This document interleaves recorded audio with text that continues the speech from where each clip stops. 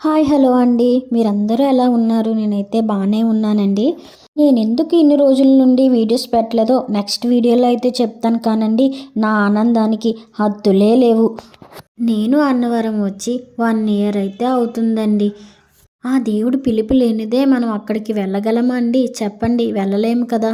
నానే ఎదురు చూస్తున్నానండి. టైం అయితే వచ్చేసింది. అన్నవరం అయితే అనుకోకుండా బయలుదేరామండి. రాక రాక బయటకు వచ్చినప్పుడు, అది కూడా తుని దగ్గరికి వచ్చినప్పుడు అన్నవరం వెళ్ళకుండా ఎలా ఉంటాం చెప్పండి.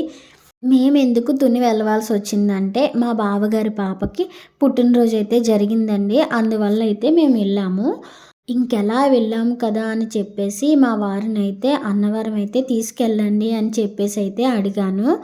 ఇంటి దగ్గర అయితే నేను అస్సలు అన్నవరం సంగతి అయితే ఎత్తలేదండి. మళ్ళీ ఏమంటారో ఏంటో అని భయమేసింది. నేనేం చేశానంటే నా తెలివితేటలు ఉపయోగించి ఎక్స్ట్రా ఒక డ్రెస్ అయితే పెట్టుకున్నానండి. హమ్మయ్య! బర్త్‌డే ఫంక్షన్ అంతా అయిపోయాక కదిపితే బావుంటుంది కదా అని చెప్పేసి అప్పుడైతే కదిపానండి. ఇంకెలాగా తుని దగ్గర నుంచి అన్నవరం దగ్గరే కదా, ఎళ్లి వచ్చేద్దాము అనేసి. సరే తీసుకువెళ్తానులే అని చెప్పేసి అన్నారు. అప్పుడేమో అనిపించింది, ఇంటి దగ్గర చెప్పినా బావుండును, మంచి చీర ఒకటి తెచ్చుకుందునే, వ్రతం ఒకటి చేయించుకుంటాం కదా అనిపించిందండి.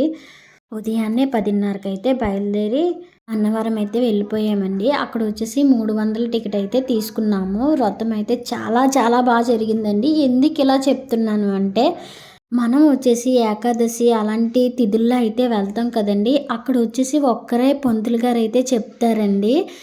పూజ చేయిస్తారు కదండీ అందరికీ. కానీ మేము వెళ్ళినప్పుడు ఎన్ని జంటలున్నాయో అన్ని జంటలకి కూడా ఒక్కొక్క పంతులు వచ్చి వ్రతమైతే చేయించారండి. చాలా బాగా అయ్యింది వ్రతమైతే. వ్రతం అయిన వెంటనే దేవుని దర్శించుకొని భోజనం చేసైతే ఇంటికి వెళ్ళిపోయాము.